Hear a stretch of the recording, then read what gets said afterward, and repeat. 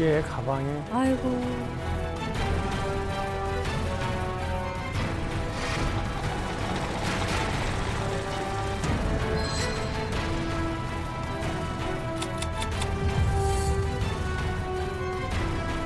(1960년 7월) 남산고중을 졸업을 앞둔 이런 때인데 위대한 장군님께서는 이 대동문을 배경으로 기념사진을 남겨주셨습니다.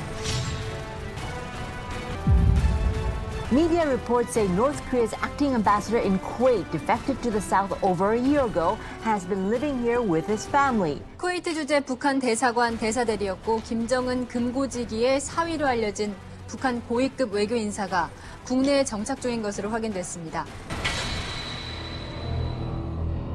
김정은의 금고지기로 알려진 저의 장인어른과 그리고 장모 그리고 또 저희 어머니가 아직 북한에 살아 계시거든요. 네, 그래서 이분들한테 무슨 폐가 끼치지 않을까라는 그런 두려움과 걱정 때문에 지금까지 언론에 자주 노출이 되지 않았던 그런 상태였습니다. 그럼에도 불구하고 용기를 내신 이유는 뭘까요? 우리가 왜 김정은 정권을 등지고 대한민국에 오게 되었는지 또 우리가 점점 지금 미쳐가고 있는 저 김정은 정권의 실상에 대해서 세상 사람들에게 좀 알려야 되겠다 그런 자각을 가지고 이만갑에 나오게 됐습니다. 오늘 너무 환영합니다. 사실 저는 이제 우리 류 대사님 오셨을 때 미국에 있었거든요. 미국에 있었는데 그때 제 아는 친구가 CNN 기자예요. 워싱턴 DC에. 그 친구가 갑자기 전화가 오는 거예요. 전화가 오더니 야, 전일춘 사위가 지금 망명했단다 그러는 거예요. 전일춘이면 김정일하고 동창이고 그리고 금고직이고 말도 안 된다. 아니 그 사람 사위면은 그 사람은 북한에서는 그냥 고속도로다. 그냥 그 사람은 출세길은 열려 있다. 그러니까 아니 그거는 루머다 그냥. 그래서 그냥 신경 쓰지 마라 그랬거든요. 네. 진짜 탈북한 거예요 진짜. 그래서 그 친구가 저를 만날 때마다 제 북한에선 짜가다. 제 말 제가 말하는 북한 말 듣지 마라. 항상 저를 놀려요. 그래가지고 그런 일화도 있었어요. 그거는 성주 씨가 잘못한 게 아니라 당시에 류 대사님 오시고 나서도 대한민국 정부에서 한동안 비밀로 기밀 다루듯이 철저히 비공개로 붙였습니다. 맞아요. 왜냐하면 그만큼 대한민국 정부에서도 쉬쉬했고 북한의 가족들도 계시기 때문에 굉장히 고위급이었기 때문에 아마 성주 씨가 당연히 모를 겁니다. 백두혈통의 금고지기 그리고 금고지기의 사위라는 이 정말 무시무시한 이 북한 내부 안사정을 아시는 분입니다. 사실 전 세계 외신도 굉장히 주목했었죠. 전 세계에서도 되게 조명을 많이 했어요. 근데 그분이 오셨다 했을 때 저는 과연 이분이 왜 오셨을까 한국에.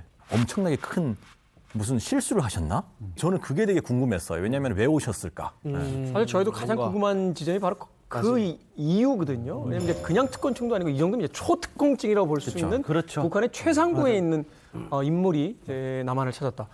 어떤 이유 때문이냐? 이게 가장 또 초반에 궁금한 질문이 될 것 같은데. 제가 탈북하게 된 기본 이유는 그림 한 장 때문입니다. 그림 한 장 때문입니다. 그림 한 장? 그림을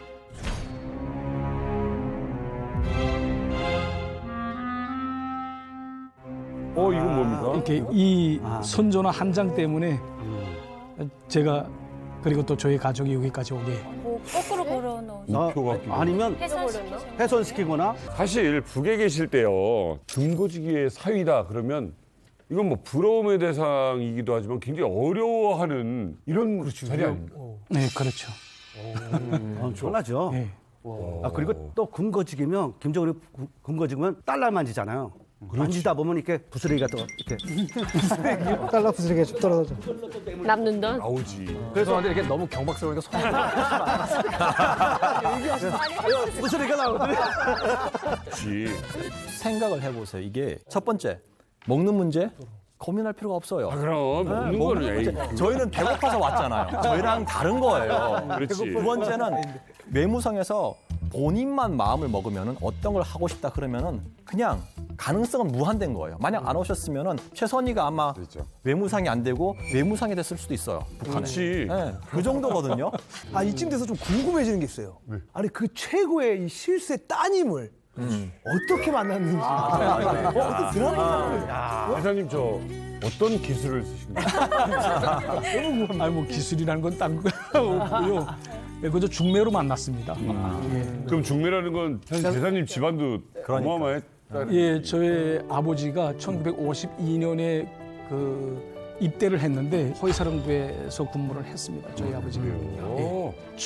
큰아버지. 네. 그러니까 장인어른 착 위에 있는 형님이 저희 아버지하고 같은 부대에서 같이 존읍니다. 하다 나니까 그런 인연으로 해서 저희가 중매를 큰아버지가 섰고 소개팅을 해서 만나게 됐습니다. 그러니까 여기도 학벌이 굉장하거든요. 그러니까 평양 외국어 학원에 평양 외대에 외무성까지 덜컥 합격했으니까 그렇죠. 북한 내에서는 초 엘리트 코스를 밟고 있었는데 하필 형수님이 김대 경제학부를 나와서 대학원생이다라는 것은 야 거의 뭐 평양 내에 1%들이 만났다 이렇게 봐도 되는 거죠. 그렇죠. 근데 가보면 장인어른도 외무성에 있으니까 외무성은 외국을 나갈 수가 있거든요. 그렇죠. 북한은 직택주 중요하지만 외국 나갈 수 있는 게 중요해요. 그러면 우리 딸은 먹고 사는데 지장 없게 할 거예요. 그건 분명히 있어요. 그래서 아마 만나게 됐을 거예요.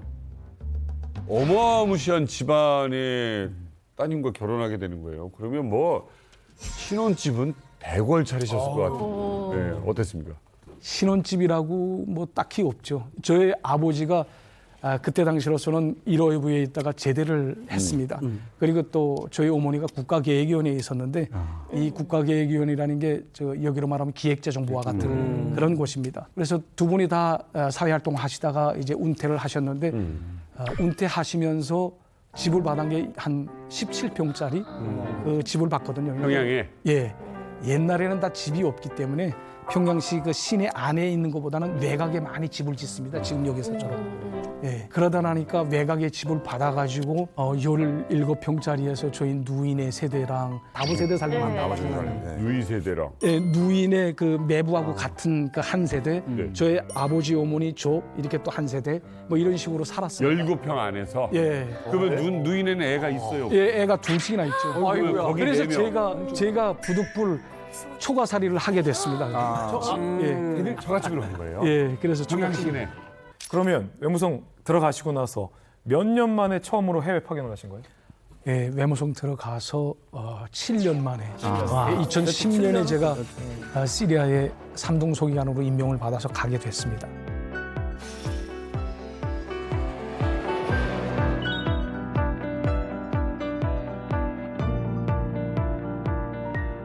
거기가 이제 좋은 게 뭐냐면 일단 거기는 족선 관계가 없습니다. 그러니까 족선 관계가 없다는 건 한국 대사관이 없다는 말이에요. 예. 시리아, 그렇지. 시리아라는 건 내전. 내전보다도 수교가 안 돼요. 수교가 미수교국의 유일하게 지금 시리아 하나입니다. 유엔 가입국 중에서는 지금 시리아 하나 딱 있습니다. 위험해서 저희 교민들도 사실은 거의. 그러니까 시리아에서 이제 가게 되면 우선 안전 대표가 없습니다. 거기는. 그럴 필요가 없으니까. 그러니까 아무래도 조금 자유롭다고 할까? 그래서 편하겠네요. 상당히 뭐 인터넷도 하고 싶으면 하고.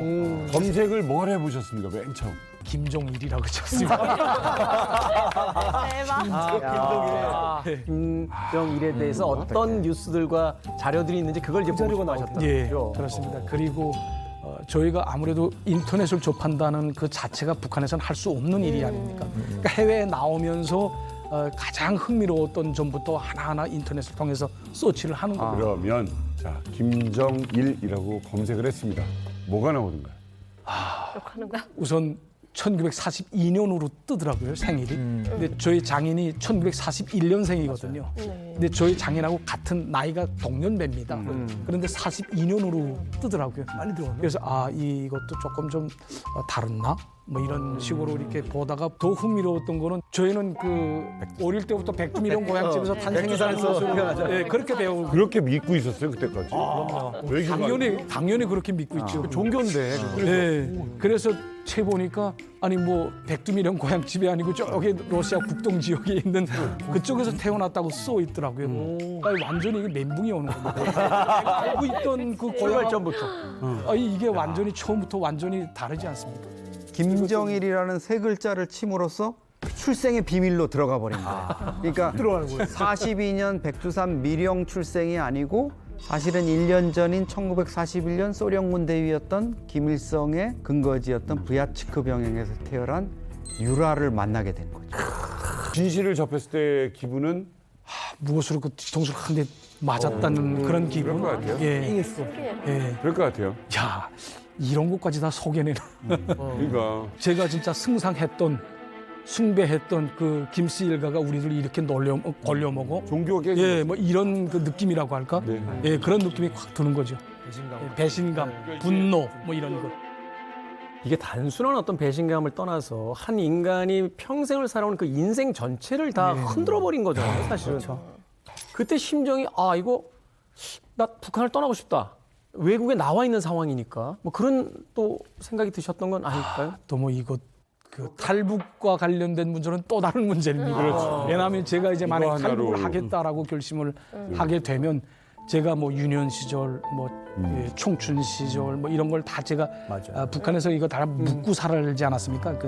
그 뿌리를 거기서 묻고 이때까지 쭉 자라왔는데 그걸 다 부정하고 그럼. 그리고 또 저희 일가 친척들, 부모님들 뭐 이런 걸 다 버리고 제가 아무 이유 없이 탈북을 한다는 건 그건 조금 좀 이과는 조금 거리가 멀는 그럼. 거고 그리고 또 뭐 실제 탈북을 한다고 해서 뭐 제가 뭐가 나아요? 내 운명이 뭐 달라진다 뭐 어떻게 된다 이런 보장도 없고. 예, 보장도 없지 않습니까 사실 말해서 예를 들자면 이제 물은 점점 온도가 올라가는데 아직 끓지는 예, 못하는 맞습니다. 방아쇠는 아직 예, 당겨지지 아직 않는 상황. 최근에 TV를 또 보다가 제가 배우 김남주 씨가 나오는 그런 드라마가 최근에 나오더라고요. 예, 그래서 제가 보고 얼마나 놀랐는지 모릅니다.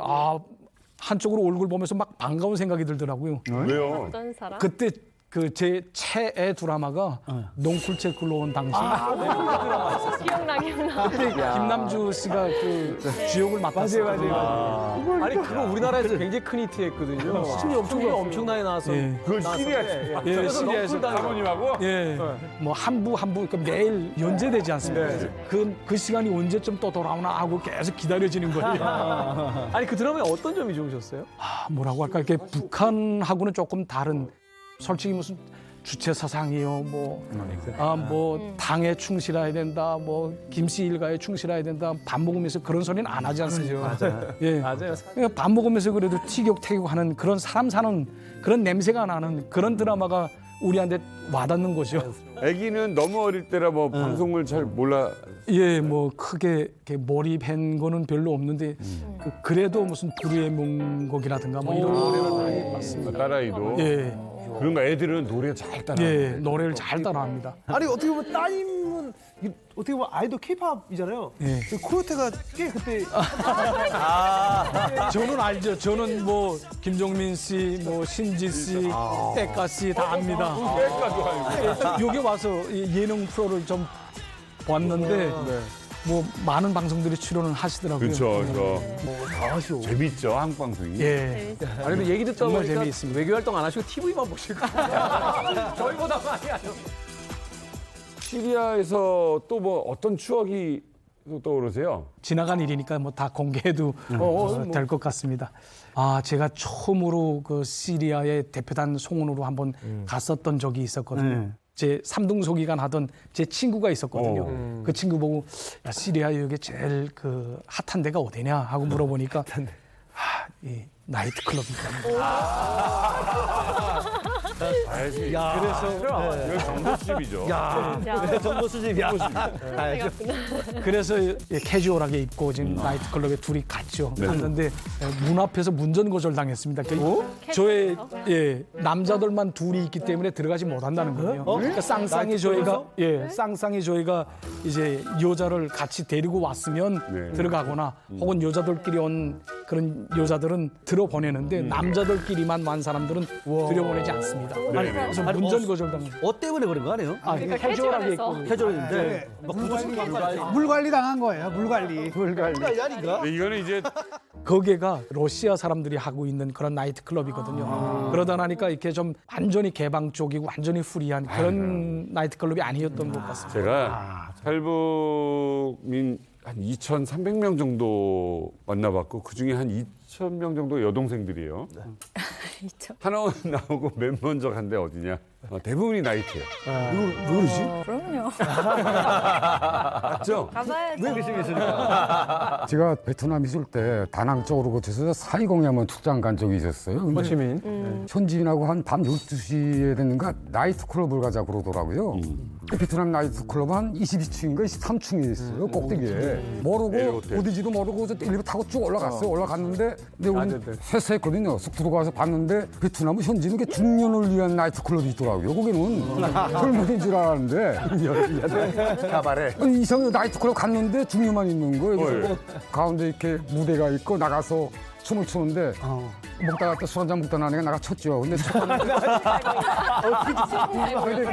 한 군에서 배운 춤밖에 없거든요. 한번만 보여줘. 저쪽 나가서. 옛날에 춘 건데. 자, 둘, 셋, 넷. 하나, 둘, 셋, 넷. 하나, 둘, 셋, 넷. 하나, 자, 이 춤이야.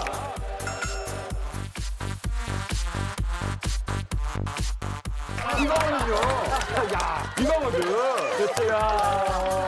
나가자 뭐 이런 식으로 쳤죠 뭐. 잘 추세요. 근데 엄청 잘 추세요. 되게 잘 추세요 춤을. 근데 뭐 반응이 좋더라고요 거기서. 자, 일단 시리아에 오셨어요. 근데 이제 시리아 앞서 이야기한 것처럼 이제 유엔 가입국 중에서는 이제 우리나라하고 수교가 안 된 유일한 나라로 지금 존재를 하고 있습니다. 그 이야기는 뭐냐면 이제 북한하고 친하다는 거잖아요. 이 김정은이가 지난달인가요? 그 시리아 기념일 날 뭐 직접 이제 그 축전을 보내기도 할 만큼 아주 밀접한 관계로 알고 있습니다. 군사 무기 밀거래에 대한 이야기 혹은 뭐 지원에 대한 이야기가 꾸준히 나오고 있거든요. 사실인가요? 예, 실질적으로 북한과 시리아 사이에는 군사 협조설이 많이 지금 나돌고 있지 않습니까? 제가 알고 있는 그 에피소드 하나가 있는데 해외에 나오는 모든 그러니까 북한 요건을 소지한 모든 북한 주민들은 나오면서 자기의 행선지와 그러니까 자기가 도착한 그 국가 대사관에 가서 행정적으로는 대사 그리고 또 당 쪽으로는 당비서한테 도착 보고를 하게끔 되어 있습니다. 예. 그런데 저희가 이제 2011년인가 그때 1월 달인가 그때부터 아랍의 봄이 시작되지 않습니까? 그 튜니스에서부터 시작이 돼가지고 쭉 불길이 3월 달쯤에 와서는 저 시리아까지 퍼지거든요. 근데 그 내전이 났는데 그때 당시 그 6월 달인지 7월 달쯤에 북한에서 전보 한 장이 날아왔습니다. 거기에 따르면 이제 시리아 국방성에서 우리 인원들 4명을 데리고 이제 대사관에 갈 테니까 그 사람들을 좀 숙식시켜가지고 다음 날 아침에 평양으로 들어오는 그 비행기 편에 태워서 이제 보내는 그런 지시문이었습니다.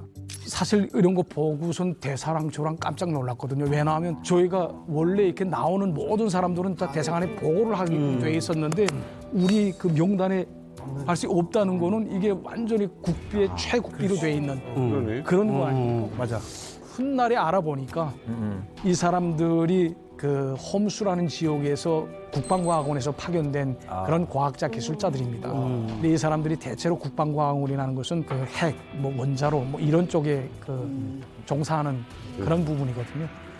그래서 보니까 아마 이게 북한과 시리아 사이에 무슨 핵 협조설이라든가 뭐 이런 그거를 방중할 수 있는 그런 증거로 되지 않겠나 이렇게 생각이 됩니다. 북한하고 시리아는 굉장히 오래된 관계고 그걸 거슬러 올라가면 중동 전쟁이 일어났지 않습니까? 그럴 때 북한이 시리아하고 이집트를 군사적으로 지원을 해요. 그리고 1990년대에는 이제 시리아에서 북한의 미사일을 수입했던 그런 것도 있고 요번에 그 시리아 내전 났을 때도 비공식적으로 북한에서 파병까지 한 걸로 알려져 있습니다.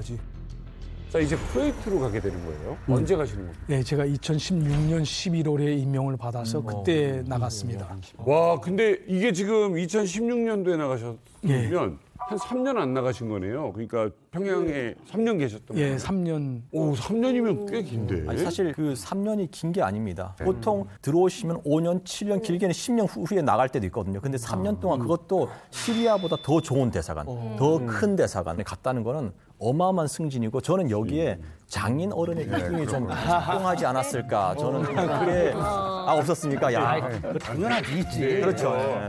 여러 가지 어떤 능력이나 뭐 당성도 인정을 받으셨으니까 나갈 수 있었던 거잖아요, 사실은. 예. 쿠웨이트 갔어요. 근데 시설이 커요? 쿠웨이트 대사관이라는 게 아시다시피 그 골프 지역에 있는 북한 대사관인데 유일한 대사관입니다. 부자나라죠. 예. 오일머니가 많은 그런 나라들이 골프 지역에 있는데 아랍에미레이트, 카타르, 뭐 바레인, 사우디 이 나라들을 통틀어서 이 쿠웨이트 주재 북한 대사관이 겸임을 합니다. 돈이 없다나니까 이 나라들의 대사관을 전개를 시킬 수 없거든요. 대체로 이 나라들에는 오일머니가 많기 때문에 무슨 파견 인력이라든가 뭐 IT 업계, 그다음에 뭐 식당을 비롯해서 그 봉사 부분에서 뭐 종사하는 분들, 그다음에 뭐 북한 노동자들, 뭐 이런 인력들이 많이 나가 있거든요.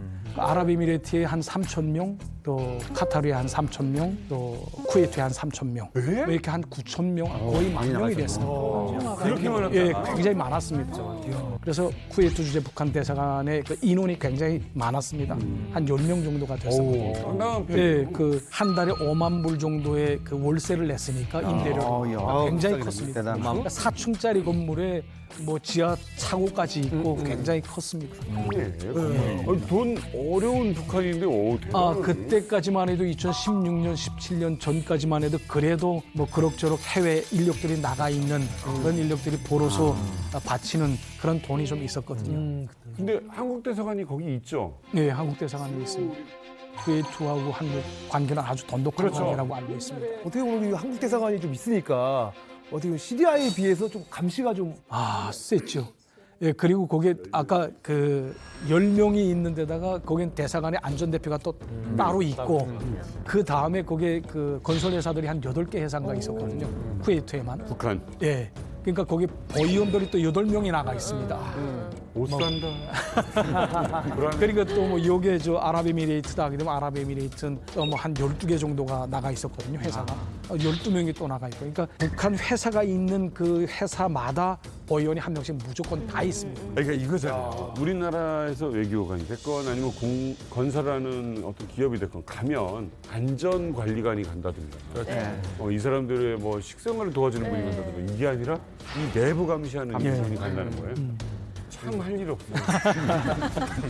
체제에 대한 체제를 유지하자니까 그 동향도 장악하고 얘가 뛸 것 같다라고 생각하게 되면 절에 애당초줘야 발을 꺾어가지고 또 이제 쭉 데려가고. 좋은 분위기였는데 이 분위기가 갑자기 이제 반전되는 어떤 계기가 있었다고요? 네, 뭐 그때가 2017년인 것 같습니다. 2017년 2월인가 그때 김종남 피살 사건이 끝났거든요. 김종남 피살 사건이 있은 이후부터 약간의 그 조금 좀 찬 기운이 쭉 돌기 시작했습니다. 그러겠죠. 전 세계가 뒤집어지는.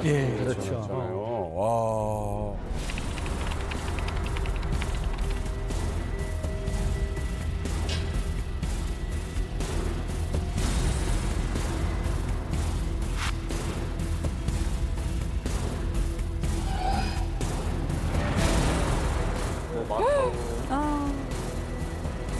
독극물인 VX가 이제 온몸에 퍼지기 시작을 해서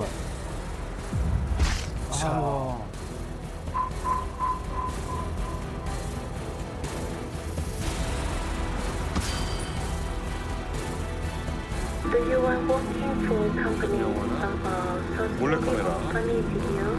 I come alone and I saw it and a guy sitting near the counter bar. I asked him, what's your name? And he answered me in Vietnamese language. Call me Mr. White.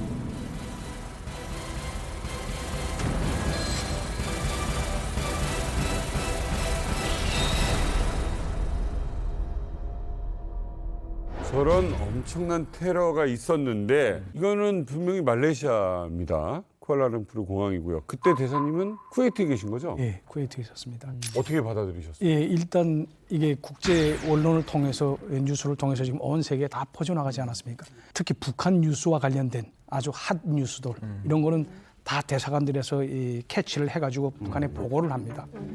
근데 이게 아무래도 김종남 그 피살 사건이다 하니까 이거를 쭉 캐치를 해가지고 북한에 보고를 했는데 3일이 지난 후에 전보 하나가 날아오는데 그 전보가 뭐냐면 대사 친전입니다. 그 친전이라는 건 아시다시피 대사만 봐라라는 거거든요. 그러니까 다른 사람 절대 보면 안 됩니다. 그 내용을 보게 되면 주재국에서 보도하는 김종남과 관련된 모든 전보 내용은 딱 일부상 친전으로만 보내라. 또 일부상 친전이라는 건 일부상만 봐라 이 소리입니다. 다른 사람들 절대 보지 못하거든요. 그런 방식으로 해서 이 김종남 피살 사건에 대한 거를 은폐시키려고 그러니까 북한이 아마 이런 그 농간질을 했던 것 같습니다. 제가 이만갑에서 최초 공개하는 것인데 제가 2017년 7월로 기억이 됩니다. 7월 달에 제가 북한에 출장차로 들어갔다 나왔거든요.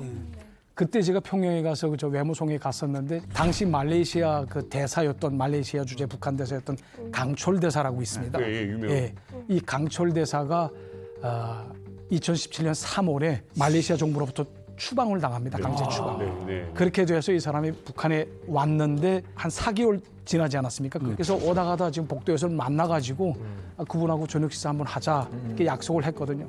그래서 이제 저녁 식사를 같이 하는 와중에 그 강철 대사가 하는 말이 그 안전 대표가 그 나쁜 놈의 새끼면서 막 욕하더라고요. 그래서 그 어떤 일이냐, 무슨 일이냐 하고 물어봤더니 이 안전 대표라는 놈이 그 전에 예행 연습을 다 했답니다. 김종남을 암살하기 위해서. 그러니까 베트남에도 왔다 갔었고 또 말레이시아도 또 밟아봤고, 예, 그리고 또 집을 마련하고 하는 걸 다 이 안전 대표가 마련했다고 하더라고요. 예, 그래서 그 말을 듣고 이거 진짜냐 그러니까 어디 가서 말하지 마라. 잠깐 어쨌든 자기는 이 사람이 1년밖에 안 됐었거든요. 아무것도 모르는데 자기는 그저 도창을 맞아가지고 이렇게 강제 추방당했다는 이런. 또 그 내용을 모릅니다. 그러니까 이게 어떻게 됐냐, 그러니까 이 북한의 이제 안전 대표들은 자기 보위부하고 또 같은 그러니까 교신 연락을 자기네 따로 합니다. 그러니까 외교부의 그 외무성 라인을 이용하지 않고 자기네 그 특수 이런 변신 프로그램을 따로 가지고 있습니다. 원장비가 따로 있습니다. 이 대목이 되게 뉴스 밸류가 있는 말씀을 지금 굉장히 해주신 게 뭐냐면 북한은 공식적으로 지금까지도 김정남 암살을 자기들이 저지르지 않았다고요. 방금 말씀하신 강철 대사, 저희 그때 당시 TF팀을 꾸려서 취재진을 말레이시아로 급파해서 저희도 강철 대사 취재하려고 했는데 저희 마이크 앞에 강철 대사가 이렇게 얘기했어요. This incident is politicized by Malaysia in collusion with South Korea. 사전에는 몰랐던 것 같은데 사후에는 강철 대사가 안 거거든요. 인지하면서 강철 대사가 쫓겨나기 전에 우리 북한의 소행이라는 게 가짜라는 거예요. 추호도 우리 북한은 이 일에 연루돼 있지 않다라고 외신들과 국내 취재진 앞에서 목소리를 높이고 나중에 이제 추방당하고 북한으로 가서 류현우 대사님이 만났는데 거기서 이제 그 보위부 안전대표 욕을 하고 있는 거예요. 이 자식이 나 모르게 일을 벌였다. 알고 있었네. 강철 대사가 사실 뒤통수를 맞은 거죠. 한진명 선생님 어디 계셨어요 그 당시에? 그때는 할복하고 그다음에 있다가 영국에 제가 좀 대학교 공부를 배우러 갔댔거든요. 그때 거기서 들었거든요. 들었는데 그때 제가 좀 각인된 게 이지연이라고.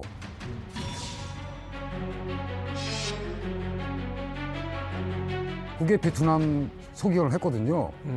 베트남어에서 1인자예요, 북한에서. 그 사람만큼 잘하는 사람이 없거든요. 근데 가가오게 된 거는 원래는 베트남 대사관에서 국가안전보위성에 의해서 잡혀간 거로 돼 있거든요.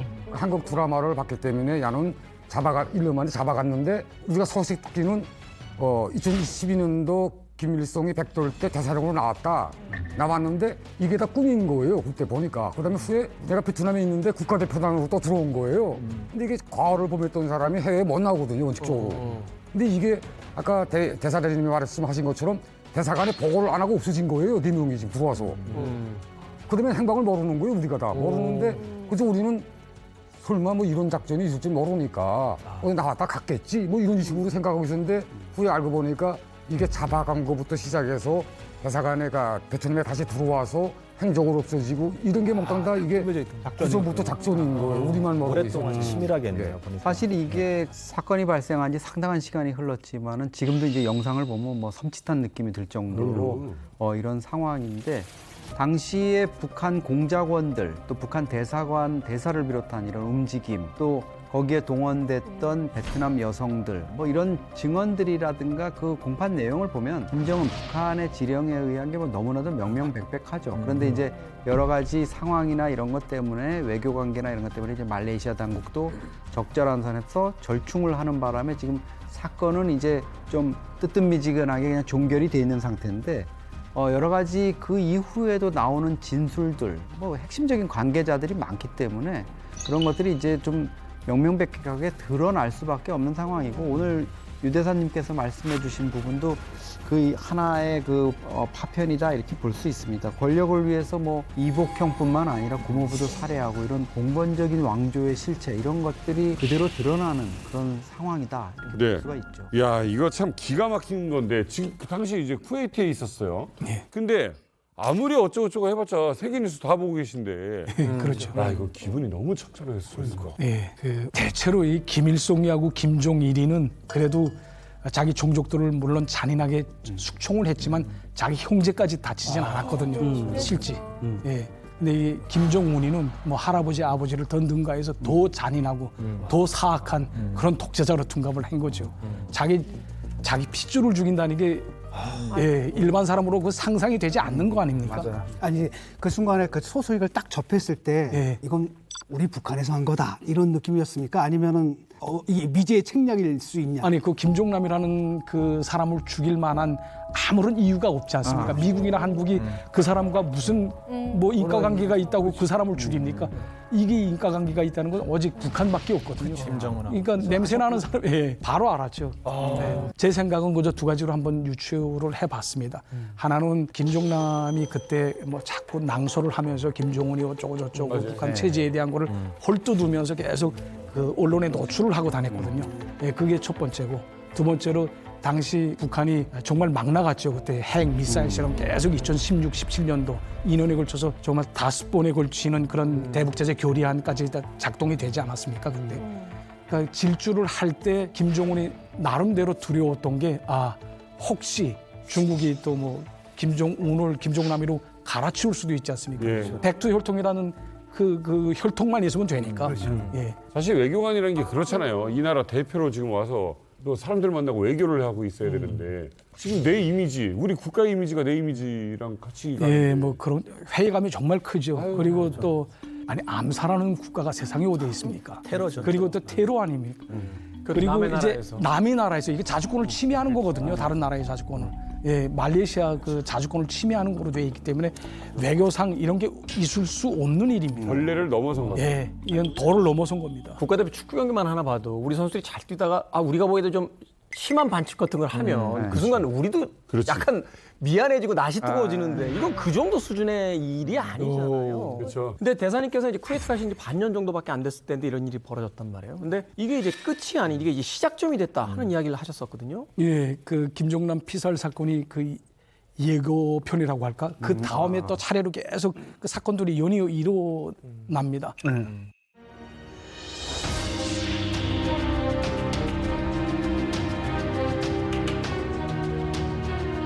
우리나라 북부 핵시험장에서 대륙간 탄도로켓 장착용 수소탄 시험을 성공적으로 단행하였다.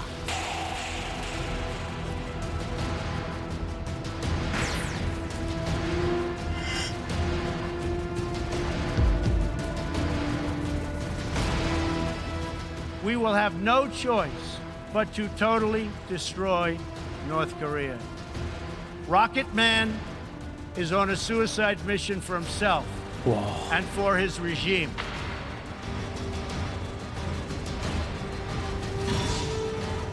야, 이러면 진짜 외교관들은 이거 입장 정말 곤란하죠.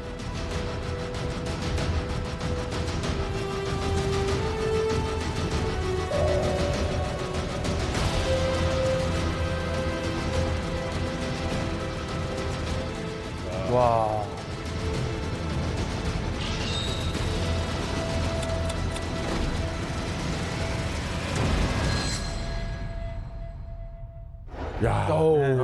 이게 6차 핵실험은요. 북한과 김정은이 강한 의지를 보였던 사건이거든요. 그렇지. 김정은과 북한도 알았어요. 이거 6차 핵실험 하면 사실상 핵을 손에 넣는 순간이거든요. 수소폭탄 실험이라. 핵을 손에 넣을 거냐?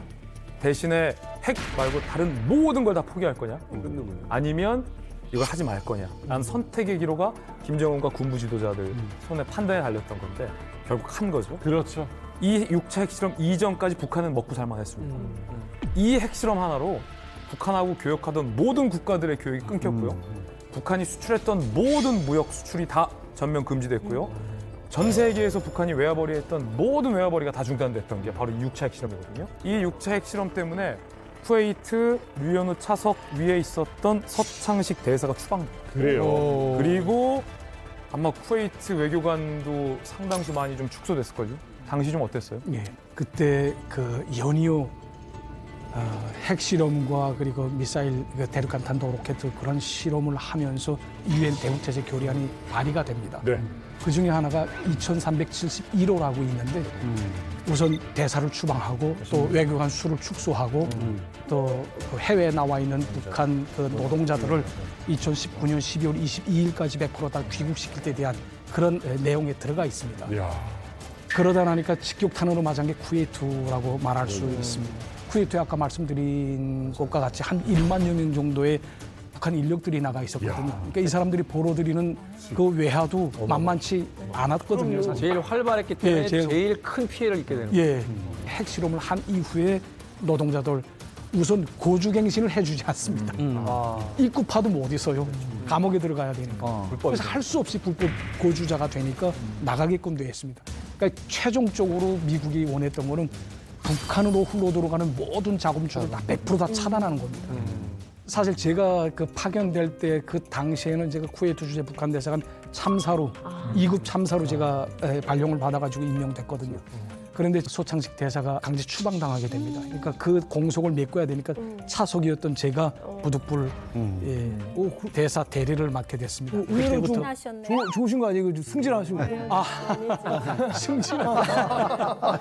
이게 기쁠 수 없는 게 뭐냐면 그러니까 대사는 추방돼서 가지 않았습니까? 그리고 또 여기에 한 10명 정도가 있었는데 절반으로 축소하다 나니까 5명이 다 귀국을 했습니다. 나머지 인원 5명 중에서 대사마저 갔으니까 4명이 있잖아요. 그러니까 이 4명에서 쿠웨이트, 아랍에미레이트, 카타르에 전개되어 있는 1만여 명의 북한 인력들을 100% 다 귀국시키는 데서 사고가 나지 않도록 그렇게 하는 대열 관리 문제도 있고 그다음에 더욱이 중요한 거는 이 사람들이 받지 못한 그런 미수금 문제도 또 있단 말이죠. 그러니까 쿠웨이트 정부에 또 항의를 해가지고 이 돈을 받는 그런 작업도 조금 했습니다. 야, 업무는 뭐 어마어마해요. 더 많아. 새벽 2시 마지막에 그 전보 기한까지 다 해서 평양에 보고하는 그 시간까지 합하게 되면 한 2시 반쯤에 잤을걸요, 제가 1년 동안. 1년 동안. 예. 그 유엔 제재 결의안에 따르면 2019년 12월 22일까지 이제 노동자들을 몽땅 다 철수해야 되는데 쿠웨이트가 그걸 덜컥 받아버려요.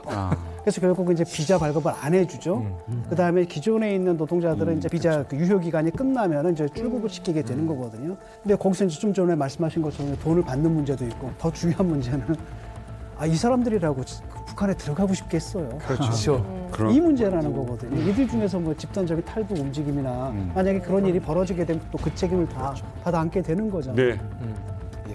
근데 지금 조금 이 배경 설명을 드리면 쿠웨이트가 우리가 알고 있는 것처럼 큰 나라가 아니에요.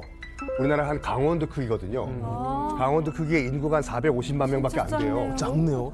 야, 한 개 나라인데. 그런데 이게 약소국이 아닌 게 뭐냐면 원유 생산량은 전 세계 탑10 안에 들어가는 거죠. 어머. 사이즈는 작고 원유 생산량은 많기 때문에 역사적으로 강대국이 항상 눈독을 들여요. 그렇지. 저장도 많이 돼 있고. 그렇죠. 결정적으로 이제 빵 터진 게 뭐냐면 이제 그 사담 후세인이 이란 이라크전 끝나고 난 다음에 이제 돈줄이 딸리다 보니까 바로 밑에 쿠웨이트잖아요. 그래서 1990년 쿠웨이트를 침공을 해요. 그걸 보고 있던 당시 아버지 조지 부시 행정부가 방 빼라고 방 안 빼면 작살내겠다. 사담 후세인은 너희 베트남전 끝난 지 25년밖에 안 되거든요. 제2의 베트남전 또 한 번 치르시려고 이게 되거든요. 맞아. 근데 아버지 조지 부시는 치고 들어가요. 이른바 91년도의 걸프전이었어요. 맞아요. 쿠웨이트 입장에서 봤을 때는 일단 그때 90년도에 그 쿠웨이트 침공 때 나라가 한번 싹 갈려요. 그래서 재건을 해야 되잖아요. 그래서 해외에서 이제 싼 인력을 받아야 되기 때문에 여러 나라에서 인력을 받습니다. 그 중에 한 나라가 이제 북한이었어요. 그러니까 북한으로부터 이제 싼 인력을 받았는데 그러다가 이제 핵실험 등등으로 인해서 미국이 주도하는 유엔 제재가 들어오지 않습니까? 미국의 신세를 진 쿠웨이트 입장에서 봤을 때는 미국과 유엔의 요구를 들어줄 수밖에 없는 상황이었어요. 그렇기 때문에 나가라고 추방 명령을 내린 거죠. 짧게 말씀드리면. 네, 그런데 이렇게 이제 강제 귀국당하는 사람들이 늘어난단 말입니다. 근데 이제 해외 나올 땐 나름의 다 계획이 있잖아요. 돈도 좀 쓰고 뭐 이렇게 해서 이제 근로자로서 나오는 어떤 기회를 잡은 뭐 이런 사람들도 있을 텐데 갑자기 강제 귀국하라. 그럼 이제 우리말로 이제 멘붕이 온 상태에서 그 지역에 남으려고 하거나 이제 탈북을 시도하려고 하는 이런 사람들도 분명히 많이 늘어났을 것 같은데. 예. 그때 당시 제일 우려했던 게 이렇게 근로자들 속에서 탈북 러시가 있지 않겠나라는 그런 두려움이 굉장히 컸습니다. 근데 이들 속에서 또 조금 자유를 원한다라는 사람들은 또 탈북을 또 하게 됩니다. 근데 탈북도 정말 목숨을 건 탈북이거든요. 그러니까 잡히는 경우에는 죽습니다. 그러니까 이 한 개 회사에 한 명의 보이원이 나가 있다고 하지 않았습니까? 그러니까 한 8개 회사가 나가 있으니까 쿠웨이트만 한 8명, 9명 정도가 됩니다. 이 사람들이 탈북하는 사람들을 잡아가지고 이 생다리를 꽂고요. 이 생다리를 꽂고요. 찍습니다. 정강이. 네, 정강이 그러니까 인대가 다 부러져 나가요. 꽂고져 나가요. 그렇게 하고 여기다 깁스를 합니다. 예, 도망가지 못하게. 그리고 또 여기다 뭘 어떻게 하냐면 그 디아라고 수면제가 있어요. 항히스타민제라고. 이걸 먹이게 되면 이렇게 반정신 쭉 그러니까 딸딸한 기분에 이렇게 수면제이기 때문에 예, 맑질 않거든요. 가자는 대로 따라갑니다. 그래서 호송 인원이 이제 쭉 데리고 가서 베이징까지 호송을 하거든요. 그 다음부터는 베이징까지 가게 되면 다 된 거니까 열차 태워서 들여보내는 거예요. 그런 식으로 했었습니다. 진짜 사람이 그래요? 그러면 안 되는 거죠. 기부스한 사람 어지요. 예, 기부스 한 사람은 이게 저희가 비행장에 나갑니다. 그러니까 나가서 이렇게 발에다 주고 하거든요. 이렇게 나가게 되면 기부스 한 사람이 그 보이부 성원들 두 명에서 호송을 하거든요. 쭉 데리고. 그게 사실은 지금 현대 사회에서 벌어질 수 있는 일이냐고요. 이게 사실은 우리가 예전에 어떤 미국 역사 보면 미국의 흑인 노예들이 도망을 갔을 때 농장주들이 하던 짓들이잖아요. 사실은 발목을 뭐 도끼로 자른다든지 뭐 이런 식으로 했던 이게 지금 이게 말이 됩니까? 사람이 할 짓이면 어때죠? 그렇죠. 네, 그리고 중세기에서나 있을 만한 그런 일인데 아직도 이 지구상에 그런 행위가 벌어진다는 것 자체가 망신이죠. 그러니까 이렇게 된다. 이게 말이 됩니까? 이게 어쨌든 간에 국제적으로 이제 왕따가 되는 거예요. 북한이. 예. 좀 곤란하셨을 거예요. 정말 곤란하죠. 예, 정말 곤란합니다. 이로 형언할 수 없습니다. 왕따국의 대사 이거 지금 어떻게 해요? 저희가 2017년에 구구절 날에만은 그 국경절 행사를 좀 크게 하거든요. 그래서 뭐 오송 호텔도 무슨 좀 예약을 하고 없는 주제에 그 나라에서 예. 없는 예, 그래서 그 리셉션을 하려고 하게 되면 돈이 필요하지 않습니까? 호텔일 거 아니에요? 예, 근데 이게 북한에서 주는 거는 대체로 한 사람당 1.5유로. 그러니까 우리 돈으로 한 2,000원 정도밖에 안 돼요. 그러니까 이건 우리 김밥도 뭐, 예, 김밥 한 줄도 못 사 먹는 예, 그런 건데 그 예산이 그만큼 나옵니다. 그 정도로. 그러니까 이거 가지고는 아무것도 할 수 없죠. 행사. 호텔 리셉션 하러. 예.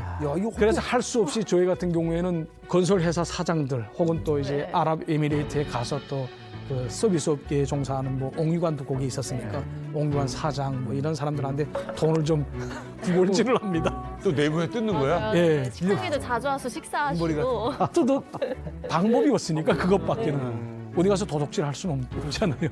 하다 나니까 그 사람들한테 가서 좀 비력질을 해가지고 협찬을 했어. 예. 그래서 돈을 그 달래거든요. 그래가지고 그 이제 한 200명 정도를 이제 예약을 하게 되면 거의 한 2만 불 정도가 나옵니다.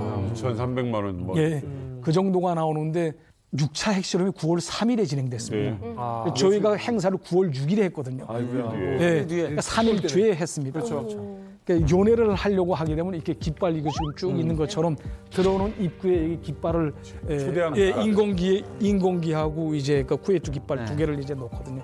그리고 대사하고 대사 부인이 같이 서서 들어오는 그 그런 게스트들을 맞이하면서 다 인사를 합니다. 그럼요. 지금 한참 1시간 동안 기다리는데 단 한 명도 오지 않습니다. 1시간 동안 기다리는데 단 한 명도 오지 않습니다. 한 명도 안 하죠. 초대했는데 그러니까 하나라도 안 반항의 표시죠 이게. 직원도 안 보냈어요. 직원 원래 외교 관례에 따르면 대사가 와야 되는 게 원래 관례인데 불만족한 일이 있다라고 생각을 하게 되면 그보다 굽수를 좀 떨고요. 떨고 가지고 어쨌든 보내거든요. 근데 애당초 오지 않았다는 거는 뭐 하물며 신성국이라고 자처하는 중국, 러시아, 쿠바도 오지 않았습니다. 시리아도 오지 않았고. 돈 빌려서 그렇게 만들어 해놨는데 외교관 생활 최고의 위기의셨겠네. 여기서 다 쪽팔린다라는 말 쓰잖아요. 그러니까 저는 쥐구멍에도 어디 들어갈 데가 없어서 정말 창피했거든요. 그 창피라는 건 정말 이렇게 형언할 수 아니 없어요. 그쪽에서는 그냥 뭐 영혼들을 부른 거 무슨 이벤트인가 이게 대상가 영혼들을 부른 건가 했겠는데 아니 그날은 그렇다 치고 다른 행사에 또 가셔야 되죠. 예, 뭐 제가 이제 다른 리셉션 같은데 또 가거든요. 그러니까 다른 나라에서 또 초청하는 그런 행사에도 제가 참가하는데 저희가 갈 때는 이게 초상휘장이라고 하는 배지를 달는 이렇게 크다만 그 왕따발처럼 생긴 게 있어요. 알아요, 큰 거. 예, 많은 거 김일성, 김정일이 있는 거. 크게 있고. 예. 이걸 공식 행사장에는 꼭 모시고 가야 된다고 그렇게 얘기를 합니다, 북한에서는. 그러다 나니까 이걸 달고 지금 갔는데 이것만 보게 되면 쭉 같이 모였던 사람들이 쭉 보고 쭉 얘기하다가 한 사람 한 사람 피합니다.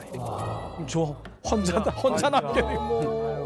야, 이건 그야말로 왕따. 마음고생이. 왕따. 하기 싫었겠어요 진짜. 아니, 그래서 제가 말씀드린 게 그 집 외교관 하기가 정말 힘들다. 너 얼마나 민망했겠습니까? 근데 문제가 있어. 보는 데서.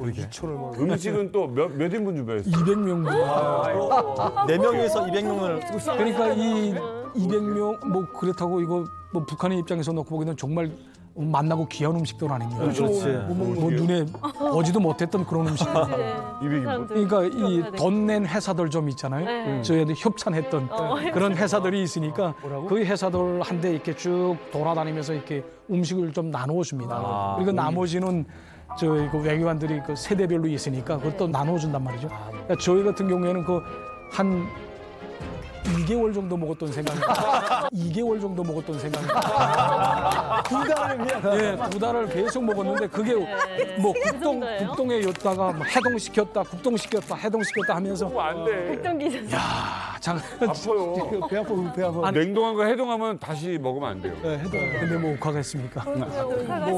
먹어야지. 그걸로 아깝게 모르겠습니다. 지나도 먹어야 돼요. 와 이거 진짜 협찬받은 2개월을.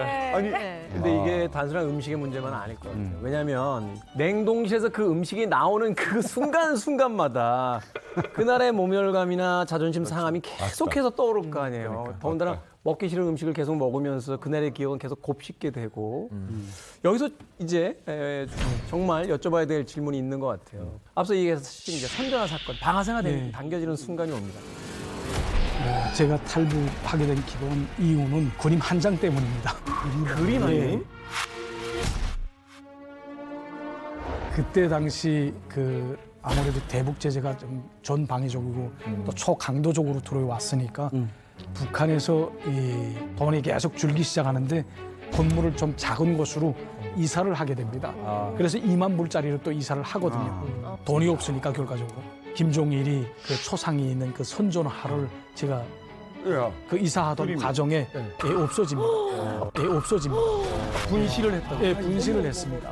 좀 이게 큽니다. 진짜 그림으로 그린 거예요? 아니, 이게 프린트예요? 프린트 형식으로 인쇄물입니다. 이게. 프린트 없어졌다고? 아니 그럴 수 있죠. 또 다시 받으면 이제 하면 안 돼. 그런데 이게 김종일이 초상이 들어가 있지 않습니까? 그렇지. 그걸 목숨 바쳐서 지켜야 그거 되는데. 누가 이삿짐에서 뺐는지 뭔지 모르겠지만 그건 모르겠지만은 잠깐 없었는데 그게 없어졌습니다. 아무리 그래도 이 선전을 하나 때문에 이게 목숨이 왔다 갔다 한다는 게 말이 되는 건가? 그거가 무슨 어떤 지시나 뭐 이런 그냥 구두로 이렇게 된 게 아니라 경전, 바이블처럼 돼 있는 게 북한에 있어요. 당의 유일적 영도 체계 항리 10대 원칙.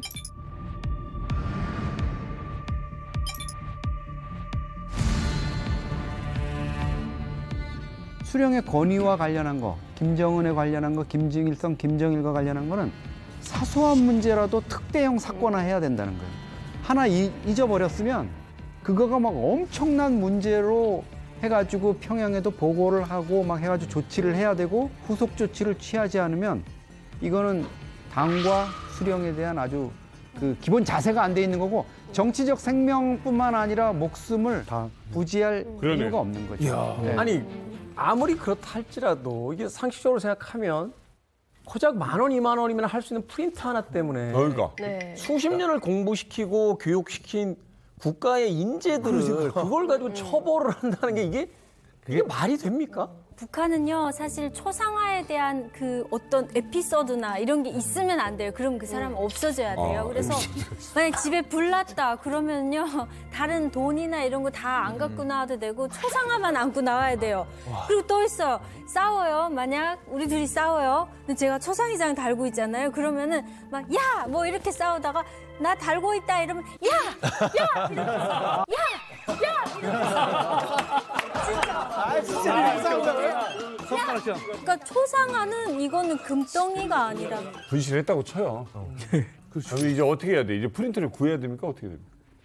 뭐 그건 불가능하다고 봅니다. 그걸 예, 뭐 어떻게 프린트를 할 수 있어요? 요새 인터넷에서 이미지 하나 다운 받아가지고 그러니까 백업을 항상 해주셔야 돼요. 딱 받으면 하나를 각 카피로 떠놓고. 근데 뭐 그게 뭐 잊어 먹을 줄 자기가 뭐 계획을 하고 뭐 예견을 하고 그걸 또 백업을 할 수 내가 없지 보니까 않습니까? 대사님이 좀 충성심이 없었어 그때부터. 잃어버릴 수가 없어. 초상하든 뭐든 소가가는 처리 절차가 있어요. 외무성 대사관 내부 지침서에 이런 걸 몽땅 이제 빨간 통 있잖아요. 그래 요거 가지고 북한 노동당 선전부로 가야 되는 거예요. 그게 초상하드다.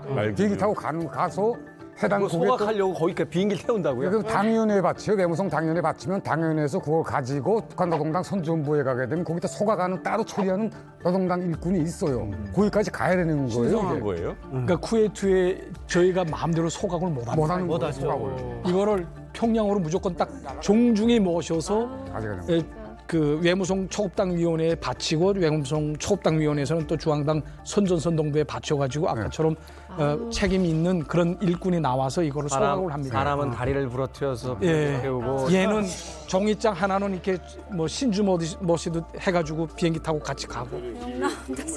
제가 잊어먹은 이후에 그래서 저 대사관에 세포비서 하는 양반이 하나 있었거든요. 그렇죠. 1등소 기관인데 그 친구 보고 자 여사무사에서 지금 선전화를 우리가 잊어먹었는데 이걸 조국에 보고 평양에 보고를 해야 되겠다라고 얘기를 하니까 그것도 뭐 이렇게 굴고 부스럼 만들 게 있냐.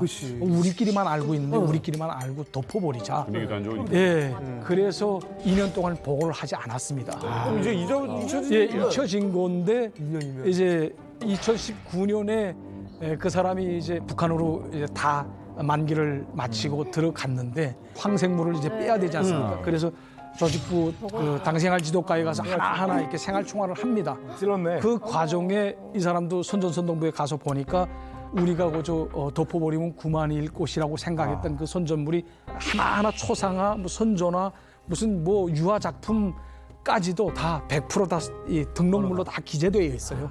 그러니까 그 사람이 이걸 보고 그다음에 휘가고 돌아간 겁니다. 그러다가 내가 죽겠구나라고 생각을 하고 그다음에 저한테 모든 걸 다 뒤집어 씌워놓죠. 그렇지. 당연하지. 나도 그랬을 거예요. 가족을 지키기 위해서. 그럼 사전에 전일춘 그 30%시 실장 사이라고 미리 말씀을 해놔요. 그것도 못 살려요. 그건 안 먹어요. 장성택이도 죽고 뭐 김정남이도 죽는 판인데 무슨 전일춘이 쌓이다고 해서 안 죽겠고. 맞아. 북한은 김일성, 김정은에 대해서만은 절대 양보 안 해요. 왜냐면 한 사람 양보하기 시작하면 무너지거든요. 이 시스템 자체. 거기에 대해서는 그건 누구 가족이라도 양보를 안 해요. 아니 믿었던 동료와 배신한 것에서도 굉장히 큰 충격을 받으셨겠지만 그걸 어떻게 알게 되셨어요? 저희 집사람이 이제 2019년 2, 3월 달 경에 저희 장인어른이 심근경색이 와서 수술을 했거든요. 그래서 이제 2019년 2월인가 그때 은퇴를 하셨는데 은퇴를 하게 되면 시외, 이 외곽에 아파트를 많이 짓기 때문에 외곽으로 이사를 갑니다. 그래서 아버지가 또 심근경색으로 수술을 했다지 또 이사도 했다지 하니까 집사람이 지금 평양에 들어갔던 찰나인데 아마 저희 친구들을 통해서 여기저기서 들려오는 아마 말을 귀동냥에서 들은 것 같아요. 예. 그리고 나와서 저한테 문책을 하더라고요. 이런 일이 있었나? 그래서 사실 제가 2년 동안 이걸 가족들한테 일절 비밀로 하시고요? 비밀로 하고 우리 집사람한테도 말을 안 했었거든요. 근데 중요한 거는 유현우 대사께서 그나마 목숨을 부지하고 지금 대한민국의 가족과 함께 와서 이 자리에 있을 수 있는 거는 제가 보기엔 사모님의 정보력이 아니었으면 그 사람이 그렇게 불었다 먼저 믿었던 사람이 이거를 이 전일춘의 딸 정도 되는 김일성대 경제학과 이런 네트워크가 있으니까 고위층 자제가 있으니까 누가 검찰 조사에서 뭐라고 불었대 하는 걸 알 수 있지. 우리도 사실 우리도 사실 누가 검찰 조사 갔는데 거기 가서 검사한테 이런 얘기했대 하는 거 알 수 있는 사람이 누가 있겠습니까? 북한 체제에서 더더구나. 그거를 알아서 캐치를 했다는 것도 대단한 거죠. 대단한 거죠. 그러면 사모님 갔다 와서 당신 이랬어라고 했어요. 네. 자 이제는 내가 해결해야 되잖아 이거. 네.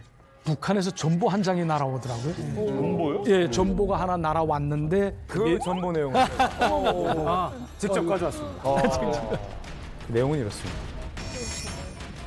쿠웨이트 주재 대사관 대사대리 류현우는 그 전보 내용 직접 가져왔습니다. 그 내용은 이렇습니다.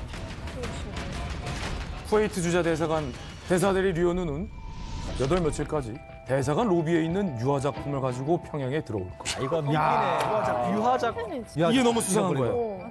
이유는 근데 황당하잖아. 너무 그러니까. 타이밍이 너무 이상하고 타이밍이 절묘하잖아요. 빠릅니다. 2년간 잊고 있었어요. 근데 갑자기 평양 들어갔던 아내가 와서 추궁을 하죠.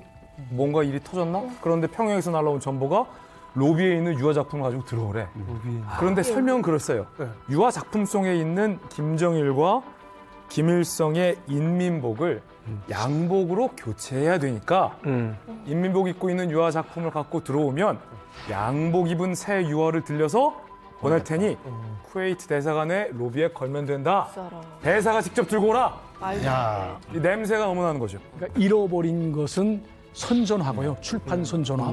그리고 가지고 들어오라고 요구한 거는 로비에 있는 유화 작품입니다. 다른 거를 다른 거를 예, 다른 겁니다. 왜 다른 걸 가져오라고 했어요? 눈치챌까? 그러니까 이게 뭐 제가 눈치챌까봐 이런 거를 가지고 아니, 들어오라. 선전화를 가지고 들어오라 그러면은 아 나는 알지. 무조건 나가야겠다. 그렇죠. 맞아. 도망가겠다는 걸 아예 사인을 주는 거니까. 들어가게 되면 뭐 기필코 정치범 수용소로 이제 가는 건 불보듯 명백한 거고 하다 나니까 이제는 탈북을 해야 되겠다라고 결심을 지금 굳혔습니다. 예, 사실 저의 가장 그 걸림돌로 됐던 것이 뭐예요? 예, 저희 집사람의 마음을 어떻게 움직이는가 하는 것이었거든요. 예, 같이 움직여야 되니까 가족이 함께. 근데 저의 집사람은 아무래도 뭐 그 전해출근 39호 실장 그 딸이기도 하고 또 나름대로 북한에서 뭐 거의 엘리트 코스를 밟았던 그런 또 여성이기도 하니까 탈북한다는 것 자체가 조금 좀 두려운 그런 면도 많습니다. 그런데 저희 집사람이 이 탈북을 해야 되겠다라고 생각하게 된 기본 동기는 장인어른이 집 받은 그 집에 가봤는데 원래 살던 곳은 다 북박이장으로 돼 있어서 이렇게 몸만 들어가면 살 수 있던 그런 곳이었습니다. 나오고 보니까 이불장 옷장 하나도 없는 거예요. 그러니까 옷 골대도 없는 겁니다. 아니 그 인물인데도? 예, 그 인물인데도 그 옷 골대가 없어서 벽에다 못을 이렇게 박고 거기다 이렇게 걸어놨다고. 뒤로 돈도 못 뺄 뿐이니까. 그 뭐 저의 장인어른은 정말 그 제털 뽑아 제근홍에 섭는 그런 거시기한 사람이었어요. 그러니까 그 자리에 오래 있었어요. 예, 그러니까 제가 그 자리에 보기에는 그 유현우 대사 처음 오셨을 때 이제 사모님 모시고 같이 이제 식사를 할 기회가 있었는데 그때 얘기를 듣기로는 그 이 전일춘 39호 실장이라는 분이 좋게 얘기하는 주변 머리가 없으신 분이었다. 그러니까 그 정도 자기가 돈을 만지고 권색을 입고 이러면 어디 좀 집도 좀 빼놓고. 엑스트라로 해가지고 사위들 좀 이렇게 살게 그거 하는 거 어렵지 않았을 것 같고 또 사위가 그런 일 했을 때 돈으로 뭐 조직으로 해가지고 야 그거 좀 어떻게 하자 해가지고 하는 것도 안 되면 우리 딸만이라도 살리자 이혼해 사위만 험한 꼴 보게 하는 살아도 같이 살고 죽어도 같이 살아도 같이 살고 죽어도 같이 아니 이런 무슨 사는데 하지만 되게 살벌한 얘기야. 그게 현실적이에요. 북한에서 그런 현실인데 그거를 안 하신 거예요. 그러니까 이게 돈이라도 좀 지금 여기 왔으면 어디 해외라도 빼돌려 놨으면 야, 그거 따라. 그 스위스 계좌에 저 있다. 찾아 써라. 그러니까 결국 이 이야기 속에서 핵심은 이거잖아요. 충성을 너무 바쳤기 때문에 오히려 문제를 해결할 수 없는 상황이 되고 그래서 그리고 또 뭐 그 배급을 타러 그 동배급소에 한번 갔댔다고 하더라고요. 근데 은퇴를 하게 되면 중앙당에서 배급 타던 게 다 잘립니다. 예, 사회배급소로 나오게 되면. 그래서 사회배급소에 나와서 타려고 갔는데 6개월 식량으로 감자 2kg. 그러니까 매 사람별로 감자 2kg씩 준다고 하더라고요.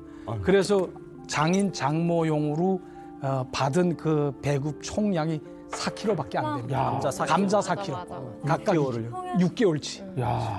저의 집사람이 그거 받아오면서 풀속 주저앉아가지고 정말 슬퍼서 울었다고 하더라고요. 그러니까 저의 집사람이 움직이게 된 가장 큰 변화라고 볼 수 있던 거는 그때 갔을 때 자기가 느꼈던 거. 그러니까 이게 우리 아버지가 정말 그 너를 위해서 충성을 다했고 너를 위해서 진짜 거짓하게 뭐 하나에서부터 열까지 100%다 챙겨줬는데 정당에 차려진 거는 정말 시외에 제일 구석에 있는 그 아파트 그리고 뭐 이불장 옷장도 없어서 그러니까요. 저 가지고 갔던 그 돈으로 저희 집사람이 이불장 옷장 다 사드렸다고 하더라고요.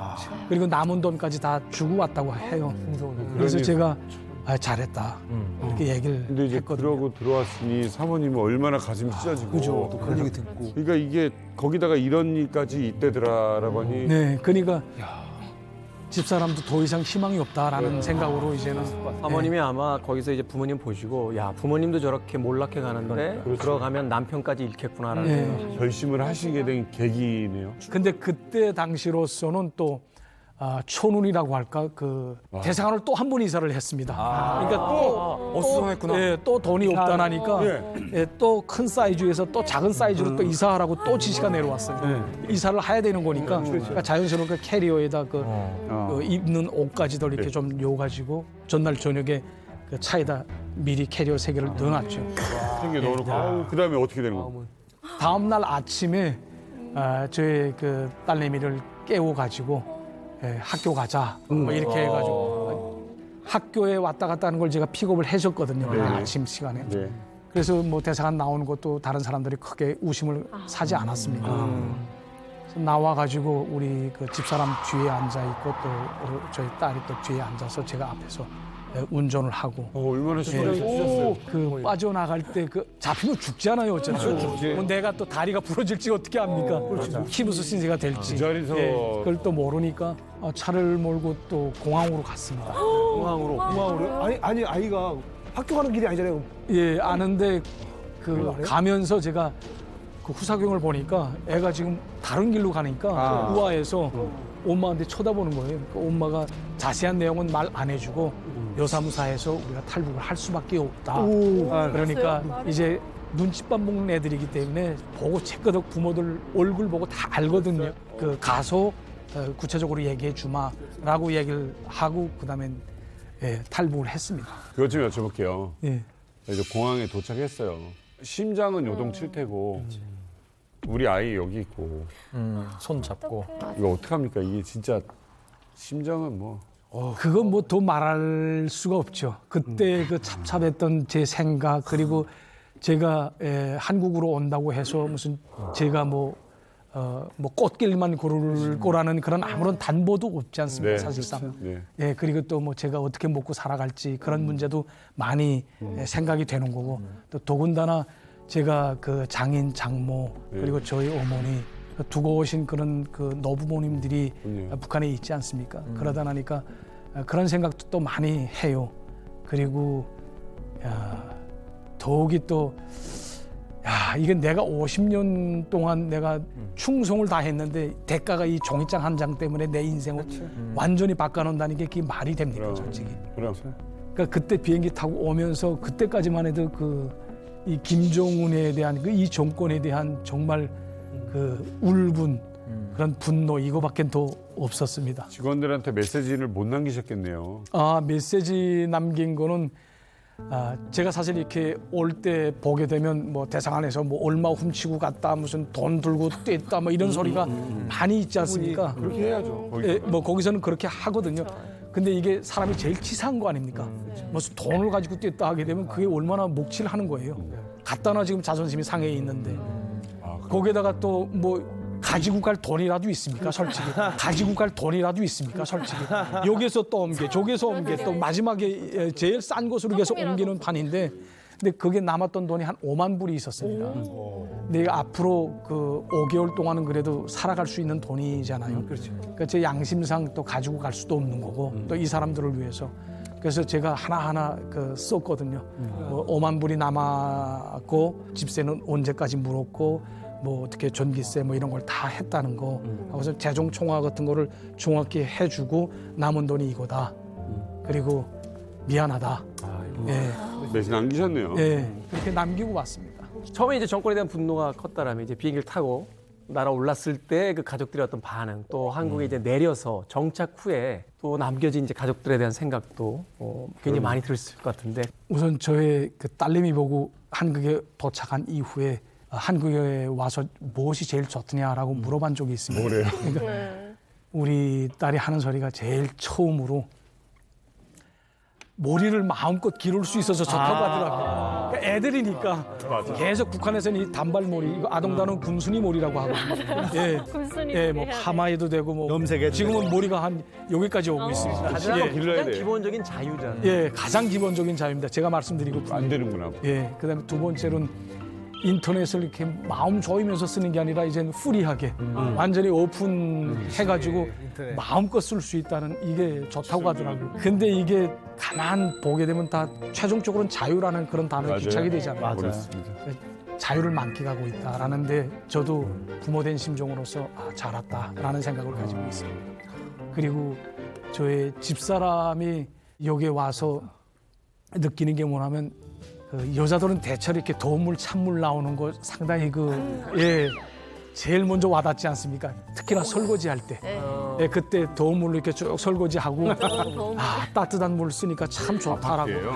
아니 뜨거운 물 잘 나오는 것만 생각해도 북에 있는 가족들 생각. 예, 최근에는 1월 달에 굉장히 춥지 않았어요. 맞아요. 예, 정말 추운 적이 있었는데 집사람이 이 창 밖을 내다보다가 울더라고요. 아유 말한 뭐해. 참 그랬습니다. 예. 가족 생각이시죠? 예. 아버님 생각나죠? 제가 여기 와서 아직 추석이라든가 뭐 이럴 때 아버지 어머니가 아직 돌아가시지 않았는지 모르지 않습니까? 저희 어머니도 87이거든요. 근데 아마 살아 계실 거라고 믿고 있습니다. 그런데 어머니가 아직 살아 있는지 없는지 그걸 잘 모르는 상황에서 저희가 다른 탈북자들, 탈북민들 집에 가보게 되면 제상 차리는 사람들도 있더라고요. 근데 저는 그러지도 못하겠더라고요. 아직 뭐 사망했다는 걸 모르는데 제가 이렇게 그러면 안 되지. 안 되죠. 이게 딸아이가 한번 영화를 보다가 그런 말을 하더라고요. 엄마한테 엄마가 보고 싶지 않아? 라는 말을 하더라고요. 그래서 집사람이 가만히 있는데 난 엄마 없으면 죽을 것 같은데 라는 말을 하더라고요. 그 말에 저도 막